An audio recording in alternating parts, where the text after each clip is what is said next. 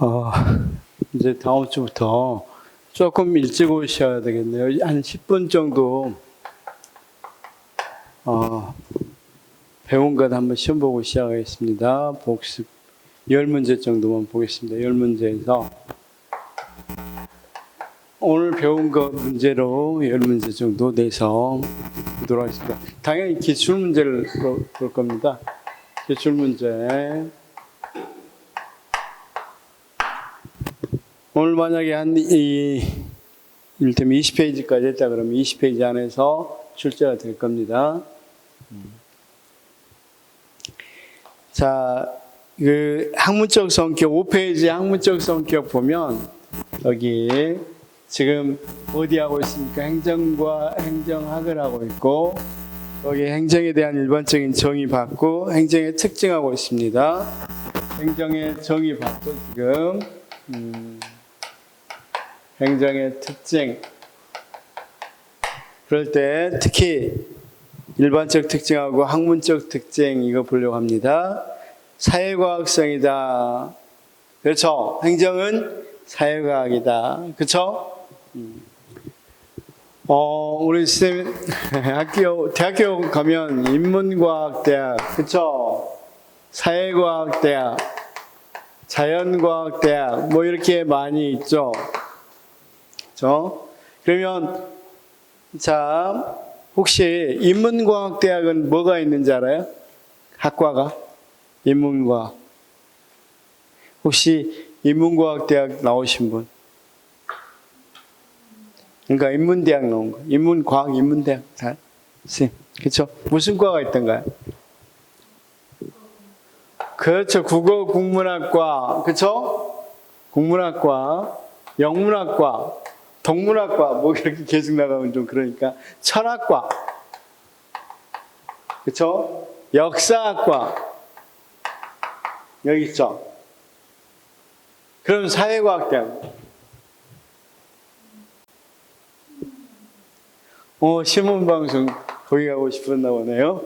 신문방송 또 물론 경영대학도 있죠. 사실은 경영학과, 경제학과, 그렇죠? 행정학과, 물론 뭐 이런 식으로 있습니다. 그렇죠? 이게 정확히 말하면 인문과학은 인류 문화와 관련된 인류 문화가 축적되어 있는 과학을 말합니다. 인문대학은. 그래서 인류 문화가 축적된 대학 그런 부분과 관련된 학문을 하는 대학이라고 생각하시면 됩니다. 그럼 국어 국문학은 우리가 알다시피 소설이나 시가 조설 우리 국어 배우잖아요. 그렇죠? 문학 배우잖아. 그런 것들이 쭉 모여 있는 그런 것들을 주로 배우는 과가 국어 국문학과고. 그렇죠? 영어 영문학과도 마찬가지일 거고. 그다음 철학. 그리스부터 쭉 내려온 철학. 역사 마찬가지 인류 문화죠. 그럼 여기 사회과학은 어떤 것을 이야기합니까? 사회의 개선과 관련된 학문입니다. 사회를 개선하려고 하는 학문. 그렇죠? 좀 더 나은 방향으로 이 사회를 조금 개선하려고 하는 거. 그러다 보니까 사회학, 신문, 방송, 경제, 경영 뭐 이런 것들이겠죠.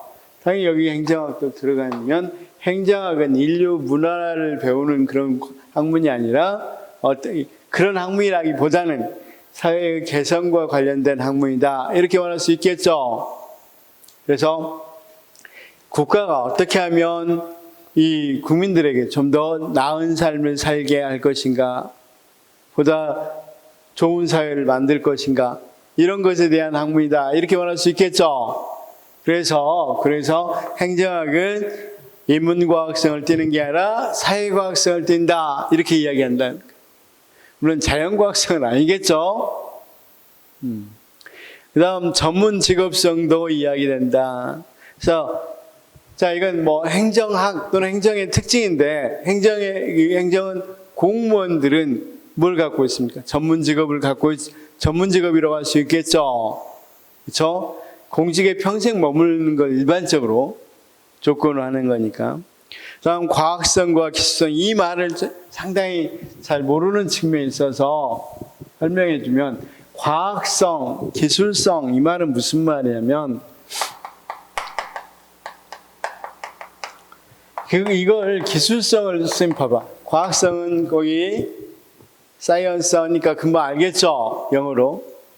기술성은 거기 이 프로페셔널 이렇게 나오지만 아트라고 나오죠. 아트. 우리가 아트 그러면 예술이라고 생각하죠. 예술. 그래서 번역을 기회성이라고 해서 점점 우리가 이 개념을 모르게 만들어 버렸어요. 그러니까 영어에서는 그렇게 쓰이는 아트가 아니거든요. 그래서 과학성과 기술성은 그냥 우리가 이 병원에 갔다고 생각하면 돼요. 병원에 가서 과학성은 뭡니까? 진단하는 거. 기술성은 뭐다? 처방하는 거. 자, 그러면 우리가 병원에 처음 가면 폐가 아팠다 그러면 뭐 폐부종이다 그러면 폐가 몇 cm 부어 있고 이런 식으로 쭉 이렇게 관찰 결과를 그대로 기록해 놓죠. 그 다음 혈관은 혈압은 어떻고 뭐는 어떻고 이렇게 기록해 놓고 그 다음 그래서 처방은 뭐 약을 지어서 이 약을 뭐 먹어야 되고 또는 어떤 것들은 뭐 먹지 말아야 되고 이런 식으로 쭉 알려주는 게 처방이죠. 이게 사실은 기술성이야. 기회성이라고 많이 번역하는데 거기 있는 기술성은 그런 의미입니다. 그래서 거기 뭐라고 해요? 문제 해결을 위한 인간 복지를 증진하는 유용하고 실질적인 지식. 그렇죠? 그게 바로 뭐다? 그러면 우리가 실제 문제 해결을 위해서 처방을 해주는 거잖아. 그러면 만약에 우리가 의사라면 과학성도 갖추고 있어야 되고 기술성도 갖추고 있어야 되겠죠. 잘 어떤 부분이 문제가 있는지 잘 찾아내야 되겠죠. 그러면서도 뭐 할 수 있어야 되겠어. 그 부분을 잘 고칠 수 있어야 되겠죠. 그런 거가 똑같이 자, 의학과 똑같이 행정학도 우리가 어떤 공공 부분에서 어떤 부분에 문제가 있는지 어떤 부분에 어떤 문제가 있는지 굉장히 과학적으로 진단할 필요가 있어 없어. 우리가 지금 이 행정에서 우리가 많은 국가에서 할 일 중에서 어떤 것이 지금 문제가 있고 어느 것을 대비해야 되고 이런 것들에 대해서 정확히 진단할 필요 있죠. 그럼 거기에 대해 뭐 할 필요가 있어? 처방할 필요가 있겠죠. 자, 우리가 코로나 사태를 겪었어요. 코로나가 어떻게 문제가 되고 어떤 것들이 어떤 증상이 일어나고 뭐가 어떻게 되고 이런 것들을 뭐 해야 되겠어? 정확히 파악할 수 있어야 되겠죠. 그러면 그런 것들이 일어났을 때 어떻게 병상은 대비하고 어떤 치료제를 만들고 이런 것들에 대한 처방책도 역시 있어야 돼요, 없어야 돼요? 있어야 되겠죠. 그렇죠? 그래서 다시 한번 과학성은 뭘 말한다? 거기 있는 것처럼 자, 인과적 설명에 초점을 두는 객관적 지식 이렇게 이야기하는데 일단 선생님들은 이런 문제 풀 때 진단할 수 있는 지식이다. 뭐가 문제인지 찾아낼 수 있는 지식, 원인을 찾아낼 수 있는 지식 이렇게 이야기하고 거기에 대한 대책에 대한 지식이보다 기술성을 갖는다. 그러면 행정은 의학과 마찬가지로 이 국가에서 어떤 것이 문제가 됐는지 진단할 수 있어야 돼, 없어야 돼? 그리고 그것에 대한 처방을 할 수 있어야 돼, 없어야 돼? 지금 거의 대부분 많은 문제도 우리나라 지금 부딪히는 우리 수칠 요즘 심각하죠. 몰라? 수출이 지금 몇 개월째 감소 추세에 있잖아. 수출이 계속 마이너스였던 거 몰라? 실과 수출이? 됐습니다. 넘어갈게요. 그러면 거기에 대한 진단도 해야 되고, 왜 그런지 원인을 알아야 되겠죠. 대책도 세워야 돼, 안 세워야 돼? 세워야 돼. 그러면, 자, 이 말 맞은 거 봐봐. 행정은 진단적 기능과 처방적 기능을 다 가지고 있어야 된다. 즉, 과학성과 기술성을 가져야 된다. 맞아, 틀려. 이 말이 어려워서 그래요. 영어로 표기된 이 말 자체가 과학성, 사이언스, 그 다음 기술성, 아트, 이 말이 어려워서 그래요. 그래서 예술의 그 아트가 아닙니다. 여기서는 뭐 하자는 그것에 대한 처방책으로서 아트입니다. 그렇죠? 자, 그러면 여기서 했습니다. 거기에 두 번째, 그러면 이게 들어가 있죠? 거기 뭐라고 되어 있습니까? 가치 판단과 가치 중립적 기능도 다 갖고 있다는 거죠. 그렇죠? 물론 이걸 강조하던 시기가 다르죠. 정치행정 이론론 때는 가치 판단 기능이 가치 중립적 기능보다는 어느 정도 가치 판단 기능도 반드시 해야 된다는 쪽이고, 이원론 쪽에서는 가치 중립적인 게 조금 더 강조되겠죠. 그래서 어쨌든 그래도 일반적으로 이야기하면 행정은 가치 판단도 해야 되고 가치 중립적인 부분도 있다, 이렇게 말할 수 있어 없어? 있습니다. 그 다음 보편성과 특수성. 자, 국가가 하는 일은 우리나라나 미국이나 중국이나 공통적인 게 있어 없어? 국가가 하는 일 중에 정부가 이렇게 공무원들이 이 세 나라 공무원들이 똑같이 하는 일들이 있어 없어? 그렇죠? 그럼 그럴 때 우리가 행정이 보편성을 띈다고 그래 이야기하겠죠. 근데 우리나 미국이나 중국에 꼭 공무원들이 똑같은 게 아니라 다른 업무 같은 것을 하는 경우도 있겠죠. 그럴 때 특수성을 띈다고 이야기할 수 있겠죠. 자, 그래서 행정은 무엇도 띄고 보편적인 성질도 띄지만 특수적인 성질, 무엇이 어떤 것이 다르니까, 그 나라 문화 역사가 다르니까 똑같은 이루어지지는 않을 수도 있겠죠. 그래서 보편성과 특수성을 갖는다. 뭐 이건 뭐 그렇게 알아두시면 되겠고. 그다음 자 학제간 성격을 갖는다. 그렇죠? 행정학이라는 게 아까 정체성이 상당히 뭐라 그랬어? 명확히 정체성 성립 좀 안 되는 부분이 있죠. 그래서 행정학을 이렇게 성립시킬 때 여러 부분이 들어옵니다. 그렇죠? 그래서 사회학, 심리학 또는 문화인류학 뭐 이런 것들이 다 들어오죠. 선생님, 이건 나중에 보면 조직론 같은 데서 이 공무원들을 어떻게 동기부여시킬 것인가 이런 것들이 문제 나오면 그런 것들이 심리학에서 영향을 받습니다. 심리학의 연구 결과들을 가지고 적용하겠죠. 그래서 심리학의 영향을 받고 당장 사회학 같은 거에서도 영향을 많이 받습니다. 그렇죠? 그래서 어떻게 하면 사회화 시킬 것인가 여러 가지 영향을 받습니다. 자, 떠나서 그냥 여러 가지 학제간 성격을 갖는다. 행정학은 심리학도 들어와 있고 사회학도 들어와 있고 문화인류학도 들어와 있고 다 들어와 있다. 그렇죠? 이렇게 알아두시면 되겠습니다. 그래서 OX에서 빨리 풀어보겠습니다. 행정은 사회의 공공가치 실현을 목적으로 한다. 맞죠? 행정은 정부 단독행위가 아니라 사회의 다양한 주체들이 함께 참여하는 협력행위로 변해가고 있다. 이걸 거버먼트에서 거버넌스로 이렇게 이야기할 수 있겠죠.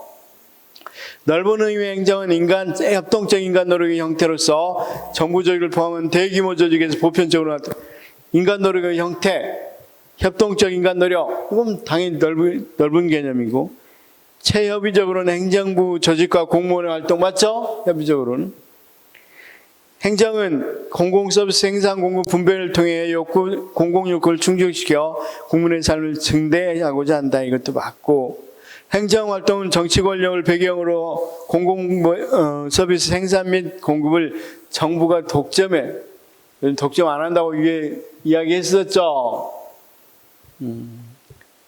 자, 민간이 참여하는 것도 많이 있었고, 그쵸? 공공서비스에서 민간 참여도 많이 있고.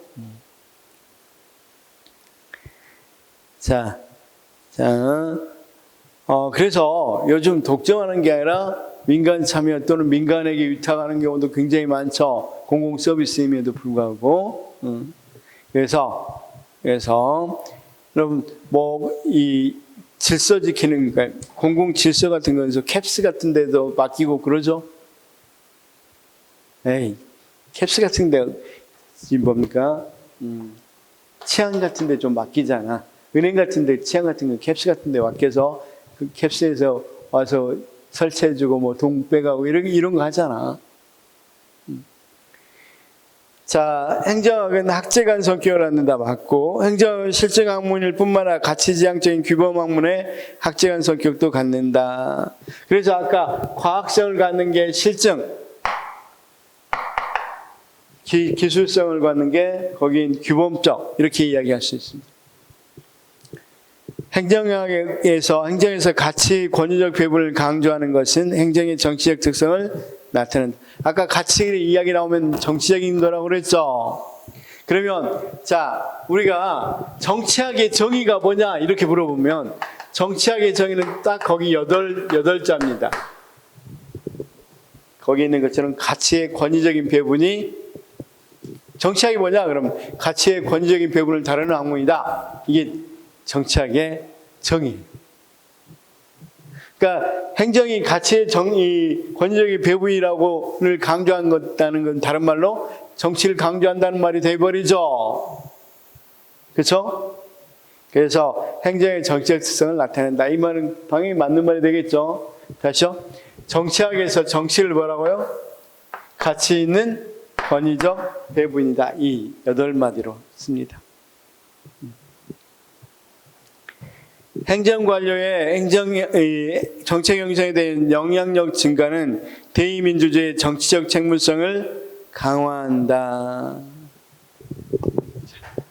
이런 말이 좀 어렵죠. 일단 대의민주주의가 뭔지 한번 이야기해 보겠습니다. 아까 가로등 이야기 한번 해볼게요.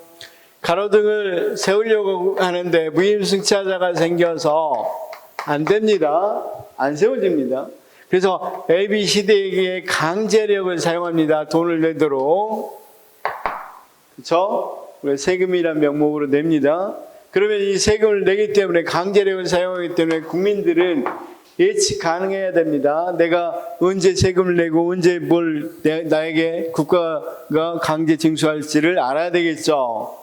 그건 누가 어떤 품목을 강제 징수하고 어떻게 할 건지를 정하는 건 이 국민들의 대표기관인 의회가 해야 되겠죠. 그래서 의회가 뭘 정하고 법률을 정해서 대상 품목 어떤 걸 할 건지를 다 정해놓은 것을 가지고 국가를 운영해야 되겠죠. 이게 대의민주주의입니다. 그렇죠? 그래서 누구가 대의합니까? 국회의원이. 그런데 이걸 대의민주주의라고 그랬습니다. 그런데 최근에 맞죠? 최근에 공무원들이 많이 법률을 한대요. 자, 공무원들은 국민이 대표기관입니까? 국민이 뽑았습니까? 국회의원들은 국민이 뽑았잖아. 나 이 사람 선택하기 위해서 국민이 뽑은 거죠. 근데 공무원들 시험 봐서 들어온 거죠. 국민이 뽑지 않았죠. 그러면 공무원들이 많은 법률안을 더 많이 냈다는 것은 국회의원이 낸 게 아니라 이쪽이 더 많이 냈다는 건 대의민주주의가 서서히 강화된 거야, 악화된 거야? 악화된 거죠. 그걸 이렇게 풀어서 설명한 거예요. 그래서 행정관료의 정책 형성에 대한, 행정관료는 공무원이죠. 공무원이 정책 형성에 대한 영향력이 증가했다. 이 말은 대의민주주의가 약화됐다. 이렇게 말합니다. 또 하나는 대의민주주의는 두 가지 측면에서 최근 그러니까 유기를 맞고 있습니다. 여기 한번 봅시다. 공무원들이 많이 하게 되니까 이게 약화된 측면이 있죠. 또 하나는 국민이 대표기관 안 세우고 자기가 직접 하려고 하는 경향이 있어 없어? 뭐냐면 굳이 국회의원한테 맡길 필요가 없이 내가 이 정책에 대해서 할 건지 말 건지 정해버리는 거야. 옛날에 청와대에 뭐가 있었어? 국민 뭐였지? 국민 참여 게시판인가? 거기 이거 해주러 막 올리죠. 이제 국회의원도 필요 없어. 이거 해줘. 우리가 이러이러한 법안 해줘. 이렇게 해서 국민이 이제 뭐 하려고 합니까? 법률도 만들고 재정하는데 영향을 미치고 이렇게 하려고 하죠. 이런 걸 직접 민주주의라고 합니다. 특히 뭐가 발달하다 보니까 그러니까 전자정부 되고 컴퓨터 같은 인터넷 이런 것들이 발달하다 보니까 이제 당연히 옛날에는 이 법률을 누가 만들었어? 국회의원 만들었는데 이제 국민들이 이러이러한 법률을 만들어주세요 하고 올려버린단 말이에요. 그래서 몇만 이상 되면 만들어지고 이렇게 해버리면 이건 또 하나의 대의민주주의가 흔들릴 수 있겠죠. 이렇게 대리로 했던 민주주의가. 그렇죠? 그래서 대의민주주의는 상당히 위험을 받고 있습니다. 그렇죠? 위기에 몰려 있는데. 그래서 지금 문제는 그런 문제는 아니고 나중에 전자정부 가면 이런 문제가 분명히 등장하겠죠. 논란으로. 근데 여기서는 그런 문제는 아닙니다. 여기서는 어떤 문제가 공무원이 원래는 이렇게 대의민주주의 국회의원이 법률을 만들어야 되는데 공무원이 올린 법률이 훨씬 더 많단 말이에요. 그런 것에 있어 위기가 오는 거고 대의민주주의의 정치적 책무성을 약화시킨다. 그렇죠?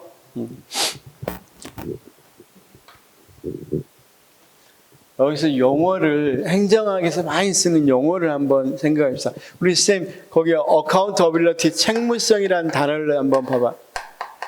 사회과학은 개념 싸움이니까 책무성은 accountability입니다. 이거 책임성은 responsibility라고 그러는데 책임성하고 차이가 뭘까?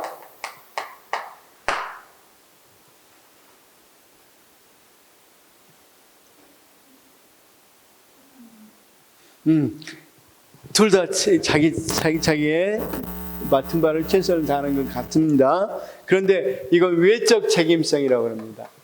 이건 내적인 책임성이라고 주로 이야기합니다. 뭔 말이냐면 그냥 편하게 들으십시오. 이 accountability가 쓴 책무성은 나를 지원해주고 도와준, 그러니까 조력해준 사람에 대한 책임감을 다하는 겁니다. 공무원들은 책임성도 있겠지만 책무성이 더 중요한 이유가 공무원들은 사실은 국민이 공무원들에게 뭐 해줬어? 나 대신 공직을 해주라. 이렇게 이야기한 거죠. 공공의 서비스를 제공해 주세요. 해준 거죠. 맡긴 거죠. 세금을 내면서 당신 내가 이렇게 세금으로 봉급을 줄 거니까 이런 공무를 해 주십시오 하고 맡긴 거란 말이에요. 치안을 유지해 주십시오. 국방을 유지해 주십시오. 이렇게 맡긴 거란 말이에요. 그러면 치안과 국방 이런 이 공직에 관계된 걸 열심히 해서 국민에게 뭐 하는 거? 국민들에게 어느 정도 원하는 것을 대응해 주는 거 이런 것들을 뭐라고 그런다? 최선을 다하는 것을 책무성이라고 합니다. 근데 내가 맡겨진 일을 내가 그냥 열심히 했어. 나는 진짜 할 만큼 했어. 그럼 책임성이라고 합니다. 그러면 우리가 행정학에서는 책임성이라는 말을 많이 안 씁니다. 뭘 많이 쓰겠어? 책무성. 특히 이렇게 공직을 맡고 있는 공직자들에게는 책무성이라는 용어가 많이 사용되겠죠. 국민이 맡겼으니까 대리인에 해당되는 거니까. 자, 그래서 일단 여기는 큰 논점 아니지만 일단 뭐가 되겠습니까? 행정관리의 정책 형성에 대한 영향력 증가는 대의민주주의의 정치적 책무성을 그러니까 국회의원들이 지고 있는 책무성을 약화시켰죠. 자, 여기까지 이해됐어요?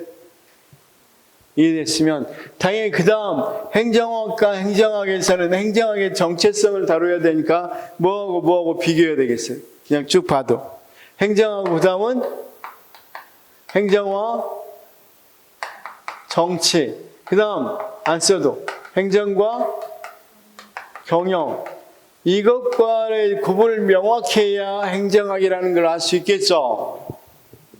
그렇죠? 그래서 자 7페이지 보면 행정과 정치 거기는 가 나 정치행정 이원론, 나 정치행정 이론론. 크게 보면 두 가지로 나눌 수 있겠죠. 그렇죠?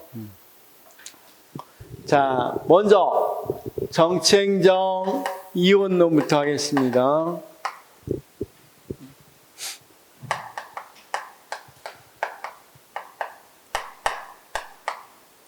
나중에 역사를 이야기할 때 하겠지만 그냥 행정학은 미국의 행정학이라고 생각하면 됩니다.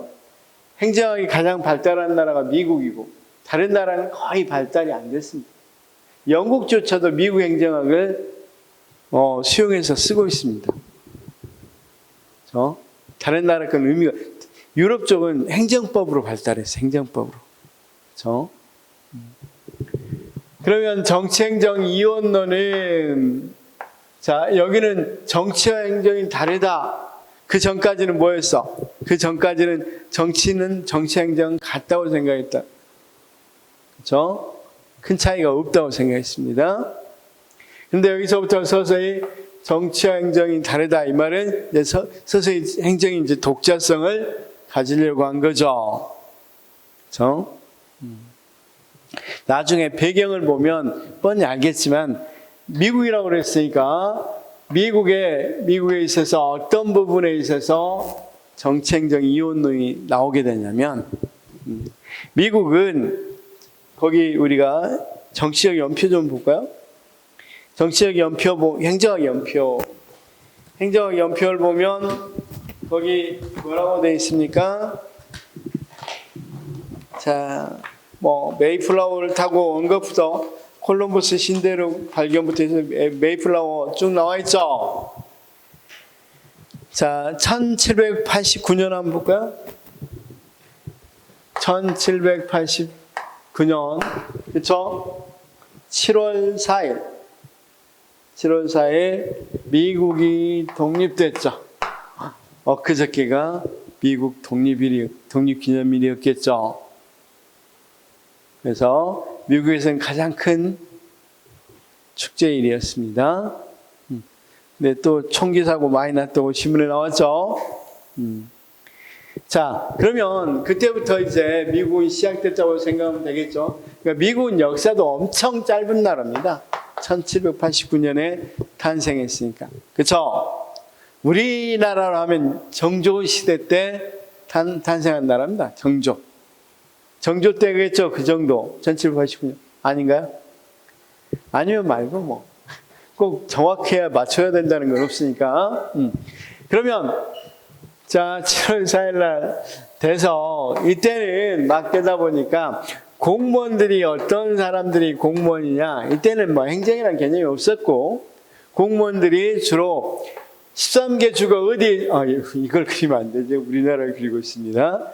13개 주가 어디에 주로 있었습니까? 이렇게 두 개 그려놓으면 되지 뭐. 그쵸?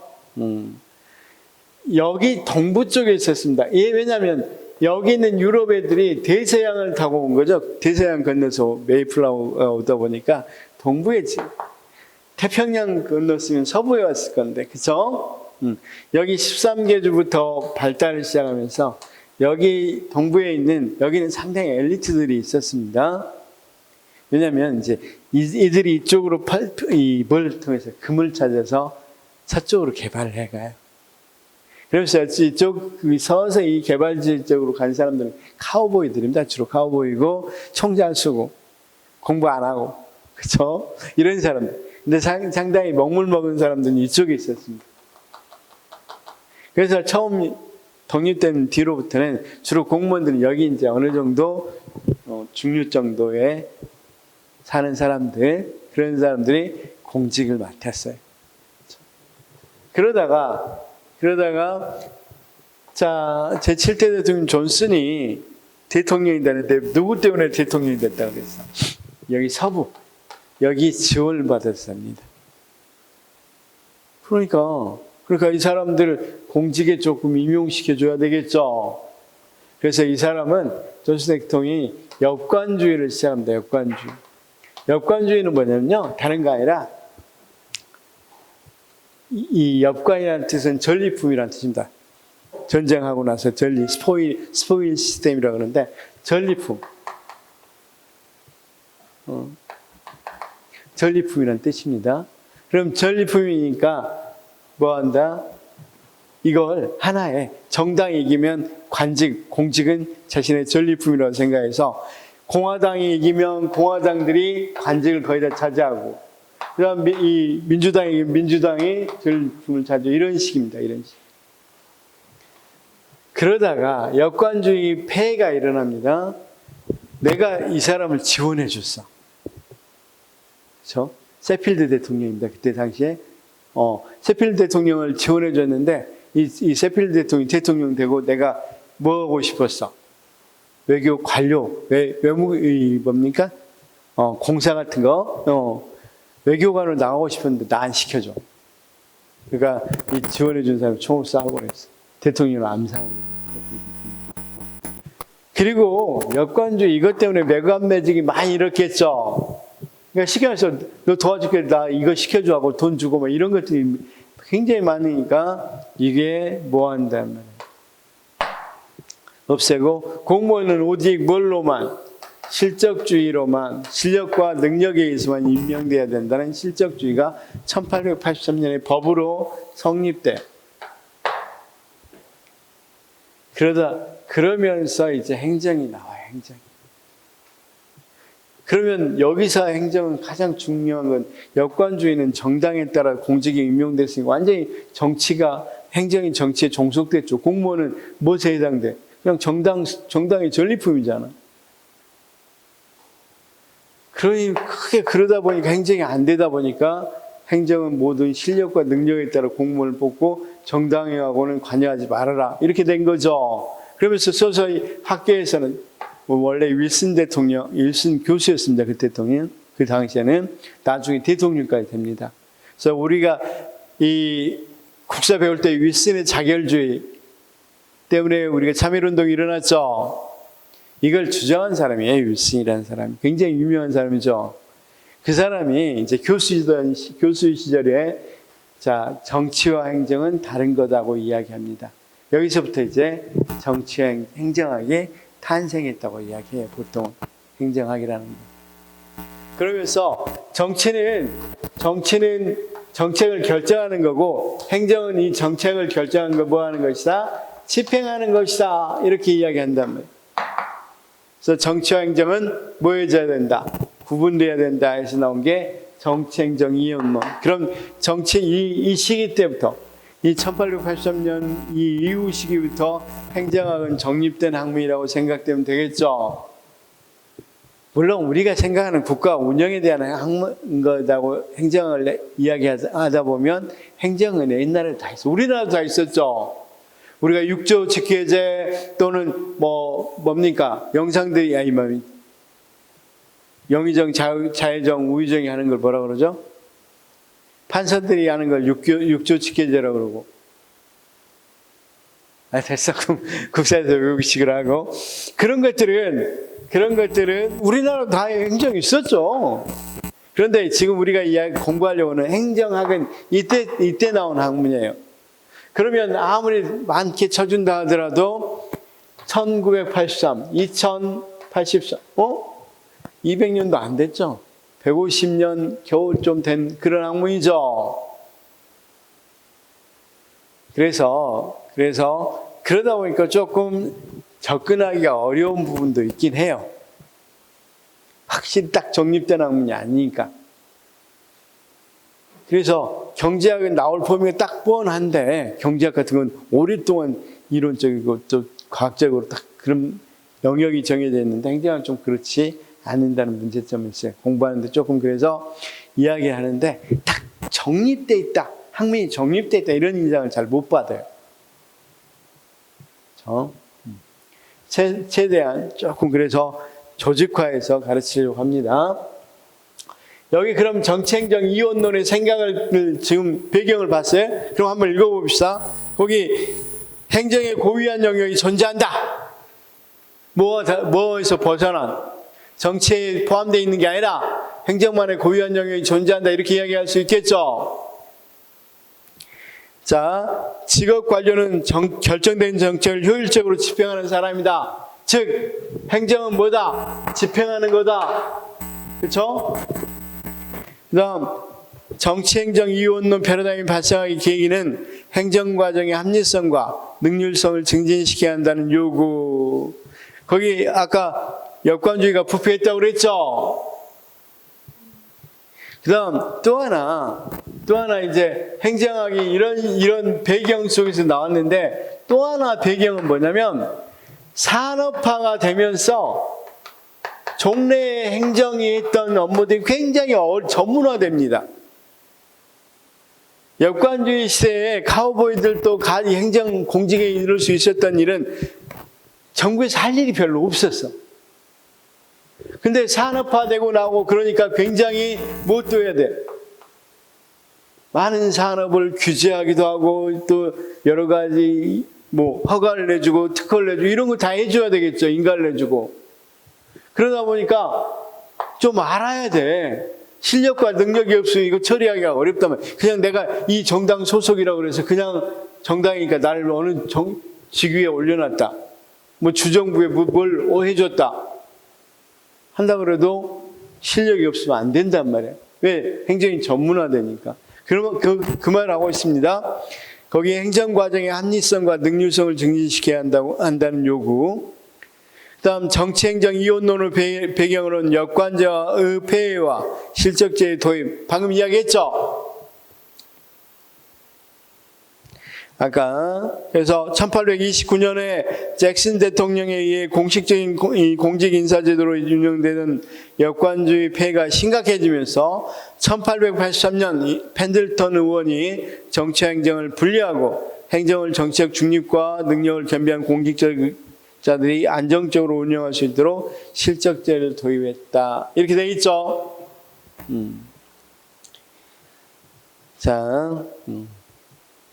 그래서 정치행정 이원론에서 보는 정치행정의 차이. 정치행정 이원론에서는 여기 차이점을 강조하겠죠. 다르다. 그렇죠? 그래서 자, 한 번만 읽어봐도 되는데 목적. 자, 가치. 정치는 주로 가치를 우선적으로 추구하는 데 비해서 행정은 수단적인 성격이 강하다고 그랬죠. 자, 정치는 입법부와 정당, 행정은 행정부와 공무원, 직업관료, 그쵸? 정치는 탄력적이고 임시적 성격이 강하고 안전성이 낮은 데 비해서 행정은 한번 정해주면 공식성이 강하죠. 그 다음 안정성도 높고. 자, 정치행정 이원론 대표적인 학자. 그럼 이 시기 대표적인 학자를 이야기하죠. 어느 정도 시기? 아까 역관주의가 끝을 맺고 1883년부터 자 어디까지? 지금 여기는 일반적인 거 아주 초기를 이야기하고 있으니까 여기서부터 1930년대까지를 주로 이야기합니다. 이 시기는 정치와 행정이 다르다. 거꾸로 말하면 이 시기 행정하고 경영은 상당히 유사하다. 그래서 뭘 강조해? 주로 능률성을 높이는 것이 중요하다. 정책 결정은 누가 하고 정치가 하고 효율적으로 집행해야 된다. 이렇게 이야기하는 사람들이 거기에 나왔습니다. 먼저 윌슨이라는 사람 보니까 행정의 영역은 경영의 한 영역이며 이렇게 나와버리죠. 행정과 경영이 같다는 거야. 그냥. 행정은 관리하는 것이라고 보고 행정학이 성립되는 계기를 만든 학자다. 그렇죠? 그 다음 군노라는 사람은 정치는 국가 의지를 표방하는 것이며 행정은 이를 실천하는 것. 쉽게 해서 정치는 국가의 정책을 결정하는 것이며 행정은 집행하는 것이다. 이 말이죠. 그래서 정치행정 이원론을 체계했다. 그다음 화이트라는 사람도 있고 거기는 그냥 넘어가야 됩니다. 사이먼은 그 후대 사람이고 니스카덴이나 피터스, 밀러 이건 뒤에 나올 이야기들이니까 넘어가도 됩니다. 여기까지는 이제 무슨 말인지는 알겠죠? 그런데, 자, 여기에부터 이제 또 항상 시계추는 왔다 갔다 하듯이 한쪽으로 가니까 정치행정에 있어서 이원론이 아니고 정치행정은 뗄 수 없다. 불가분의 관계다. 이렇게 이야기하는 게 정치행정 이론론이 등장하게 된 계기가 거기, 자, 우리가 경제공황이 언제 왔다고 그랬습니까? 거기 쭉 보니까,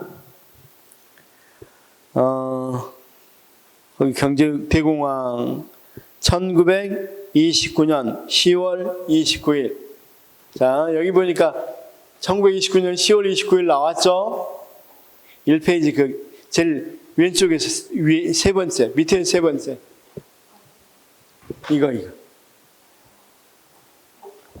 이거 보면 경제공황이 언제 왔는지 알겠죠? 1929년이라고 되어 있죠? 그러니까 여기 바로 앞에 여기니까 10월이니까 30년이라고 해도 되겠죠? 그냥 대강. 이때 경제공황이 옵니다. 경제공황이 와서 굉장히 사람들이 어렵죠? 그렇죠? 그러면 이 경제공황은 어떻게 되어 있어? 자, 정치행정 이원론으로서 행정 공무원들이 전혀 관여를 안 했습니다. 정치에 전혀 관여 안 하고 오직 정해준 것만 했습니다. 그렇죠? 그때 당시 정치에서는 자유주의였습니다. 자유주의는 말 그대로 아담 스미스의 입장이었고, 어떤 것에 있어? 수요와 공급에 있어 결정되는 가격이라는 보이지 않는 손해에서 시장은 잘 돌아갈 거니까 국가들은 개입하지 말고 시장에 맡겨라주였습니다. 그러다가 뭐가 왔다고 그랬어요? 경제공황. 그래서 자, 불황이 오니까 시장이 그대로 맡기니까 시장이 시장에서 돈이 없게 불황 오면 시장 물건이 안 팔릴 거 아니에요. 그럼 당연히 뭐 하겠어? 고용되어 있는 사람들을 내쫓겠죠? 그럼 이 사람들은 뭐가 되겠어? 실업자가 된답니다. 그럼 실업자가 되면 이 실업자가 많으면 많을수록 더 소비하려는 성향이 줄어들겠죠. 소비할 게 없잖아. 내가 돈이 없는데 뭘 소비할 거야? 그러면 공장들은 거의 대부분 공장들은 소비 안 하면 뭐예요? 망하죠. 라면을 만들어놨는데 안 사면 어때? 망해야 되겠죠. 그래서 많은 공장들이 문을 닫고 거의 대부분 공장들이 문을 닫고 거리에는 실업자들이 굉장히 퍼져 있습니다. 이게 경제 대공황입니다. 그것을 해결하기 위해서 원래는 비주류였던 케인즈라는 사람이 미국의 경제학자였습니다. 미국의 경제학자입니다. 영국도 아닙니다. 아니, 미국이 아니라 영국의 경제학자입니다. 미국도 아닙니다. 이 사람이 유효수요론을 주장합니다. 수요하는 사람이 있어야만 경기가 다시 잘 돌아갈 수 있다. 그런데 수요하는 사람을 누가 만들어내야 된다. 국가가 만들어내야 된다. 그래서 자, 테네시강 유역을 개발하자. 테네시강 유역을 개발해서 여기에 실업자들이 대부분 있죠. 이런 것들의 공공근로에 우리나라도 공공근로 했습니다. IMF 나오거나 또는 뭐 할 때 이 책으로 보면 이명박 정부 다음에도 공공근로에 한 적 있죠. 공공근로 하면 이 사람들은 돈을 벌 수 있겠죠. 이게 꼭 필요해서 하는 게 아니라 실업자들에게 돈 주려고 했습니다. 그냥 공짜로 나눠주면 공짜니까 이 사람들이 도박하는 데 쓴다든가 다른 데 쓸 수도 있겠죠. 그래서 어차피 국가적인 일이고 그러니까 좀 이것도 해야 되고 그러니까 뭐 크게 필요 없었지만 이걸 아주 광범위하게 실시한다고 그랬죠. 그러니까 실업자들이 돈이 생기니까 물건을 사고, 물건 생기니까 다시 공장에 돌아가고, 그래서 다시 원상으로 회복되는 가죠. 그러면서 행정은 정치의 영역에서 완전히 발을 뺄 것이 아니라 적극적으로 개입해서 뭐 하도록 해야 된다. 국가가 이렇게 다시 경제가 다시 돌아가도록 국가가 적극적으로 개입하는데 공직 관련 있는 공무원들도 적극적으로 나서야 된다. 이렇게 이야기한, 그렇죠?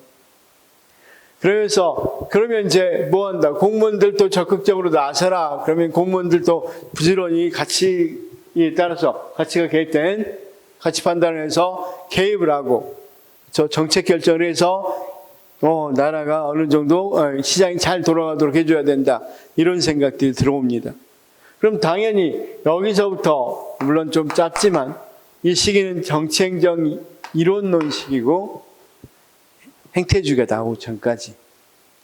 그러니까 그 뒤에도 뭐 우리가 딱 어떤 학자가 행태주의 주장했다고 해서 그걸 딱 끝난 건 아니죠. 근데 행정학적으로 보면 어느 정도 이제 좀 수그러드는 부분이 있는데 여기 1940년대까지는 우리가 정치행정 이론론입니다. 이론. 뒤에도 쭉 지속되니까 여기까지 정치행정 이론론이 어떤 걸 주장했는지를 알면 되겠죠. 물론 여기 뒤에는 이제 다시 정치행정이 다르다는 새 이론론이 등장하겠죠. 그런데 여기까지만 일단 특징만 알려고 하는 거니까 이론론이 등장했고 주장들이 뭡니까? 이런 국가를 무슨 국가라고 불렀어? 이렇게 정부가 적극적으로 개입하는 국가를 행정국가라고 불렀어. 행정국가. 그래서 행정국가의 등장으로 성립했다. 읽어보니까 경제공황 이후 경제회복 및 사회 문제 해결에 대한 정부의 적극적인 역할 강조 이런 것들을 무슨 국가라 한다? 행정국가라 한다. 행정관료들의 정책 결정 과정에 참여를 주장했고 행정부의 준입법권 확대하고 다원주의 관점에서는 왜 그러냐면 여기 봐봐. 여기서부터는 행정부가 정책 결정을 직접 개입해라. 그 다음 보니까 이 국회의원들이 잘 전문적이지 못하더라. 그러면 국회의원들은 대강 먼쳐놓고 대통령령 여러분 알다시피 또는 뭡니까? 법령이라고 그러죠. 명령이죠. 명령, 대통령령, 부령 같은 이런 것들을 위임입법이라고 하겠죠. 이런 것들이 많이 늘어납니다. 왜? 관료들은 잘하는데 국회의원들은 잘 알지 못하잖아. 경제관료 같으면 몇 년 동안 여기 있었으니까 이런 거 굉장히 잘 알겠죠. 어떤 걸 해야 다시 국가가 잘 관리되고 그럴 건지를 아니까 니네들이 적극적으로 해라 이런 거죠. 그래서 굉장히 어떤 거 준입법권이 확대되고 다원주의 관점에서는 행정관료도 하나의 이익 집단으로서 자신의 선호나 이익을 위한 정치활동이라고 봤다. 이번에는 다원주의 관점을 알아야 되는데 이건 좀 뒤에서 보면 됩니다.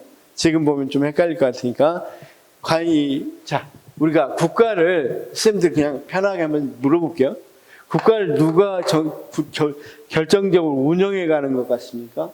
소수의 엘리트들이 국가를 운영한 것 같습니까? 아니면 다수의 이익 집단들이 그러니까 다수 집단들이 국가를 운영하는 것 같습니다. 우리나라 누가 운영하는 것 같아요? 우리나라 지금 국가가 다 운영되고 있죠? 누가 운영한 것 같습니까? 소수 엘리트 집단. 그러면 엘리트주의라고 그래요. 뭐 그래. 다원주의 여러 이익 집단들이 서로 간에 협상하고 타협하고 이러면서 운영해가는 것 같다. 그러면 뭐다? 그렇죠. 다원주의. 그 관점에서는 정치행정 이론론도 관료들도 하나의 이익 집단으로 방금 누가 운영한다? 엘리트가 운영한다. 이야기했고 다원주의는 여러 이익 집단이 운영한다. 이렇게 되어 있죠. 그러면 결국은 이런 말 봐봐. 국가를 운영한단 말은 정치한단 말이죠. 그러면 다원주의 관점에서는 관료도 일종의 이익 집단으로 참여해서 국가를 운영하는 거야. 그러면 이건 당연히 관료들도 정치적인 행위들을 또는 정치적인 개입을 해야 된다는 의미가 되겠죠. 됐습니다. 좀 어려우면 넘어갑시다. 이 부분 넘어가도 돼요. 관료의 정책 결정기능 강화. 이건 이해될 수 있겠죠? 지금 뭐 하고 있습니까? 정치행정 이론론입니다. 그다음 행정인들의 정책 결정 과정 참여가 필수적으로 요구되고 신행정학 등장으로 정치행정 이론론이 발전한다. 자, 이건 조금 뒤에 이야기인데 여기 조금만 그냥 편하게 듣십시오. 여기서부터 여기까지는 자, 사이몬이라는 사람이 나와서 행정이 뭐가 돼야 된다? 행정을 독작물로 하고 싶어. 그래서 행정학을 과학화시키고 싶어. 과학화시키고 독작물로 시키고, 독작물. 그러면 다시 한번 생각해봐. 행정학을 독작물로 만들려면 정치하고 같다고 생각했는데 다르다고 생각해 독작물이 되겠어. 다르다고 생각해야 되겠죠. 그 다음 아까 과학성하고 뭐가 있다고 그랬어? 기술성이 있다고 그랬어. 아트. 기술성이 있다고 그랬는데 이 사람은 학문이 만들려면, 학문이라고 하려면 우리가 잘 봅시다. 물리학, 생물학 어때? 학문 같죠? 물리학이나 생물학은. 다시 한번 물어볼게요. 가정학이 학문 같습니까? 물리학이나 생물학이 학문 같습니까? 물리학이나 학문학, 이 생물학 또는 수학 이런 게 훨씬 학문 같죠? 왜 그래요? 그들은 굉장히 논리적이고 과학적이죠. 그렇죠? 과학적으로 검증이 가능하잖아. 그래서 여기서는 어떤 걸 추구한다고 그랬어? 행정학에. 과학화를 추구해, 과학화. 그래서 행정학이 어떤 건지, 자, 여기 봐봐. 다른 말로 해볼게, 한번. 벌을 좋아합니까? 안 좋아합니까? 벌을 좋아해요? 안 좋아해요? 벌. 좋아하죠? 어머니가 양봉업자이셨죠? 넘어갈게요, 그냥. 꿀 좋아하니까 좋아하죠. 근데 쏘여봐서 안 좋아하죠. 그러니까 그런데 자연과학에서는요, 생물학에서는 벌이 좋다, 나쁘다를 연구합니까? 아니면 벌을 퇴치하는 방법을 연구합니까? 아니면 벌이 뭘 먹고 사는지, 벌이 날개가 있는지 없는지, 날개가 몇 개인지, 다리는 어떤 기능을 하는지, 이런 걸 연구하는 거죠. 그러니까 쉽게 말해서 자연과학은 과학성을 연구하는 거지, 생물학은 과학성을 연구하는 거지, 처방성을 연구하는 거. 벌 많으니까 어떻게 어떤 식으로 벌을 예방하고, 어떻게 처치할 거고, 그런 거 연구 전혀 안 하죠. 물리학에서도 뭐 떨어지니까 조심하고 이런 거 합니까? 아니죠. 그냥 물리 법칙이 뭐냐 이런 것만 연구한단 말이에요. 그럼 행정학에서는, 여기 사이몬도 마찬가지. 행정학을 이렇게 이 기술성, 어떻게 처방 이런 거 하지 말고, 과학적으로 연구하자. 쉽게 말해서, 이런 거야. 나중에 이야기했지만, 갈등이 조직 효과성의 행정학이니까, 정부가 운영할 때 정부의 조직이 효과적이냐, 효과적이지 않느냐, 이런 거 연구하자. 그러면 일단 갈등이 아주 없는 정부 조직도 있겠죠. 갈등이 많은 정부 조직도 있겠죠. 이런 것들이 실제 효과적인지, 얼마나 효과적인지, 이렇게 갈등일 때 얼마나 효과적인지 연구를 쭉 한단 말이에요. 그렇게 해서 연구해내서 갈등이 중간 정도일 때 가장 효과적인, 이런 것만 연구한단 말이에요. 갈등을 어떻게 하자, 갈등이 일어나니까 뭐 하자, 이런 거 없어. 그냥 이런 정의 뭐해주는 것만. 마치 자연과학이 연구한 것처럼 하기 때문에 가치가 판단되게 쌓이면 중립이겠어. 가치 중립이. 이런 연구를 해서 행정학을 과학화하고, 행정학을 뭐 하자? 독작문화하자, 이렇게 한단 말이에요. 여기까지 이해됐어요? 여기까지 이해됐으면 됐어. 그런데 미국에는 또 다른 사건이 일어나. 여기서 이제 회복이 돼서 그렇다고 치고, 미국에서는 1960년대 가장 컸던 일이 흑인폭동, 제1차 흑인폭동. 흑인폭동이 일어나고, 두 번째는 베트남 전쟁. 그 외에도 굉장히 많은 혼란스러운 시기를 60년대 겪습니다. 그런데 행정학은 이 사이먼의 행태주의의 영향을 받아서 이 사회적 문제를 처방하려고 전혀 안 하고 있었다. 이런 것이 전혀 자신은 무감하게 그냥 행정학은 뭐 했는데 과학화 씌우려고만 했단 말이에요. 우리가 생물학에서는 벌이 어떻게 생겼다면 연구하지, 벌들이 많이 왔을 때 어떻게 벌들을 어떤 방법으로 잡고 뭘 대처하고 이런 것들 연구가 전혀 안 하죠. 어떻게 처방하고. 그러면 행정은 굉장히 여기서 무력해져 버려. 이런 일이 일어났는데 행정학을 어떻게 처방할래? 전혀 처방에 대한 연구를 안 해. 이렇게 처방해야 된다. 저렇게 논문, 과학 교수들이 논문을 써줘야 그걸 바탕으로 관료들도 이런 방법을 쓰면 괜찮겠구나. 많은 연구를 해서 이렇게 해보니까 이런 문제들은 사회가 통합될 수 있는 좋은 방법이다. 이런 것들이 연구돼야 뭐 할 수 있겠어? 그걸 적용할 수 있겠죠? 전혀 그런 역할을 안 한단 말이에요. 행정 관료들도 마찬가지 영향을 받아서 이러니까. 그래서 이런 것들에 대해서 뭐 해야 된다? 행정이 적극적으로 가치를 가지고 개입해야 된다. 그래서 신행정학이랑, 여기 이제 지금까지 행정학이 구행정학이라면 신행정학이라는 게 나와야 되고, 신행정학이 이제 행태주의를 비판하면서 나오게 된단 말이에요.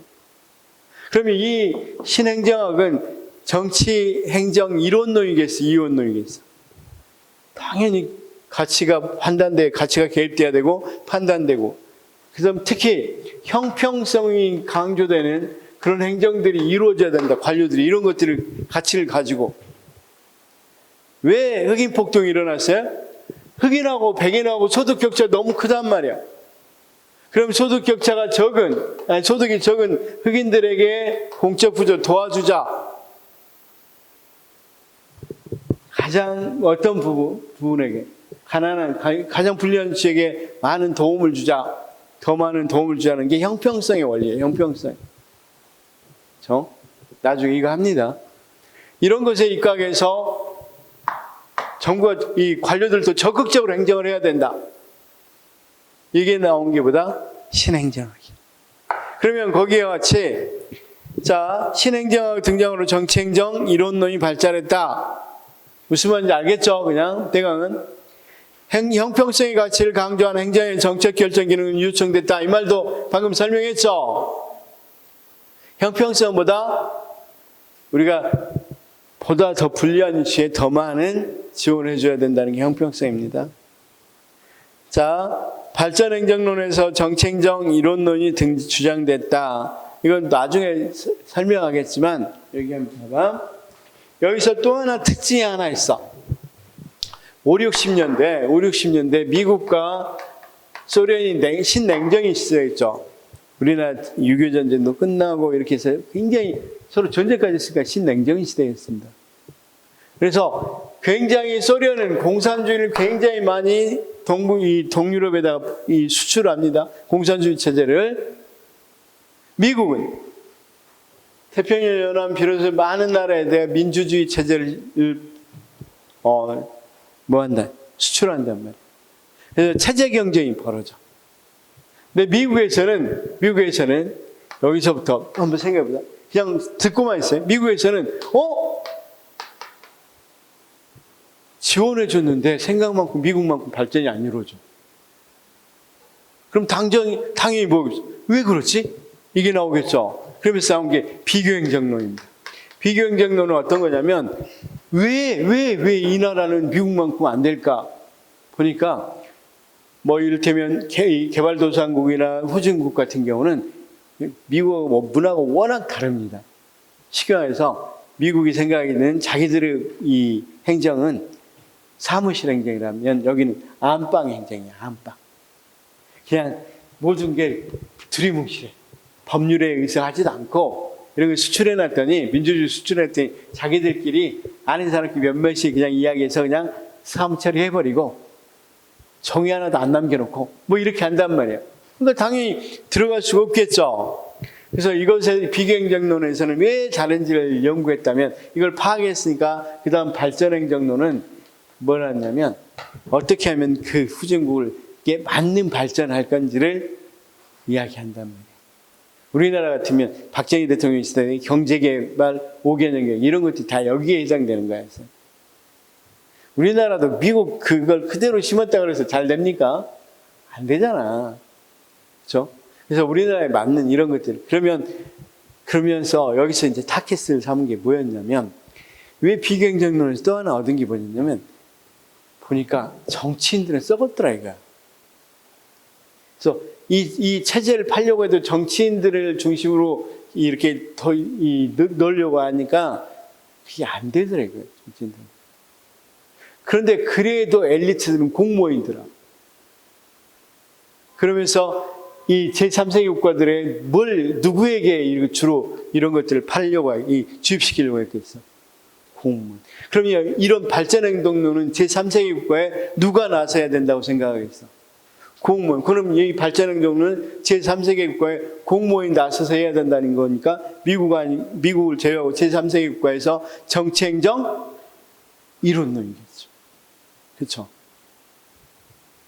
그래서 정치행정 이론론입니다. 그래서 자, 발전행정론에서도 정치행정 이론론을 주장했다. 뭔 말인지 알겠죠? 조금 더 자세한 건 그렇다 치고, 어쨌든 여기에 해당되는 사람은 디모하고 애플비, 여기 특히 이 사람들은 통치 여기에 있어서 나오는 사람입니다. 디모하고 애플비는 여기 우리가 경제공황 극복한 시기 있었죠. 행정국가 시대. 그때 나온 사람이 디모과 애플비. 이 사람들은 행정을 정의할 때 정치하고 같다고 생각하겠어? 하면 다르다고 생각하겠어? 정치랑 별반 차이가 없다고 생각하겠죠? 정의 보니까 디목 같은 경우는 정치는 정책 결정과 정책 집행으로 이루어져 있어서 정치 행정은 협력적 관계로 봐야 된다. 그러니까 분리할 수 없다. 그 다음 애플비가 더 중요한데, 현실의 정부에서는 정치 행정 관계는 정합적, 연속적, 순환적이기 때문에 양자를 구별하는 건 적절하지 않고 결합적 관계를 형성해야 한다고 주장한다. 무슨 말인지 알겠죠? 두 사람 이야기 정도만 잘 봐두시면 되겠습니다. 식사 시간이 좀 지나버려서, 자, 2시 10분까지 하겠습니다. 식사 시간은. 일단 이해는 됐으면 좋겠고, 지금 2번 들으신 분들은 조금 더 이해가 됐을 거고, 3번 들으신 분들은 많이 이해가 됐을 거라고 생각합니다. 처음을 잘 잡아야 돼요. 처음을 잘 잡으면 나중에는 다 미국의 역사 속에서 나온 제도들입니다. 다. 행정을 이해하는, 행정의 모든 것. 그래서 미국의 역사를 제대로 알면 문제 푸는 데 상당히 도움됩니다. 자, 어쨌든, 지금 끝난 건 아닙니다. 다음 주에, 10문제, 보충 문제 또는, 복습 문제 형태로 하면서 문제 푸는 요령까지 좀 찍는 요령도 조금씩은 연습해 보도록 하겠습니다. 지금들이 모른다는 게 아니라 한 문제가 중요한 거니까 최대한 정답에 가깝게 할 수 있도록 어떻게 할 것인가, 사회과학에서는 어떻게 답을 할 수밖에 없는가, 왜 비교 답이 되는가, 이런 것들을 분석해서 같이 한번 연습도 추가적으로 해보도록 하겠습니다. 그거 하면서 자, 식사하시길 바랍니다. 1시 10분까지입니다.